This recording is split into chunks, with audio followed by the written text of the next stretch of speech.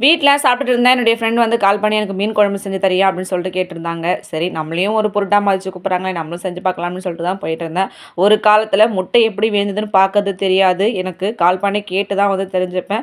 எது துவரம் பருப்பு, எது உளுத்தம் பருப்புன்னு கூட டிஃப்ரென்ஸ் தெரியாத ஒரு காலம். சமையல்ன்றது ஒரு கண்டிப்பா அது ஒரு கலை. நம்ம எப்படி ஒரு படிப்புன்றது கத்துக்கிறோமோ, அந்த மாரி சமையல் அப்படின்ற ஒரு கலைய நம்ம கண்டிப்பா கத்துக்கணும். அதுவும் கல்யாணத்துக்கு முன்னாடி கத்துட்டா நமக்கு ரொம்பவே நல்லது. இல்லைனா கல்யாணத்துக்கு அப்புறம் குட்டி கரணம் போட்டு தான் நம்ம கத்துக்கிற மாதிரி இருக்கும். எல்லாரும் இத கத்துக்கோங்க. என்னுடைய ஸ்டைல்ல வந்து மீன் குழம்பு எப்படி செய்யுதுன்னு பார்க்கலாமா? முதல்ல புளி கரைசல நல்லா கரைச்சி எடுத்துக்கோங்க. அதிலேயே மஞ்சள் தூள், உப்பு, மிளகாய் தூள் உங்ககிட்ட வந்து தனியா தூள் இருந்தா போட்டு அத நல்லா மிக்ஸ் பண்ணிக்கோங்க. ஒரு கடாயில எண்ணெய், கடுகு, கொஞ்சமா வெந்தயம் போட்டுக்கோங்க. பச்சை மிளகாய், வெங்காயம் போட்டு, உப்பு போட்டு நல்லா வாத விடுங்க. எந்த அளவுக்கு வெங்காயம் வாடுதோ அந்த அளவுக்கு குழம்பு நல்லாயிருக்கும். அதுக்கப்புறம் தக்காளி போட்டு நல்லா மசிச்சு விடுங்க. அதுக்கப்புறம் புளிக்கரைசல எடுத்து கொட்டிடுங்க.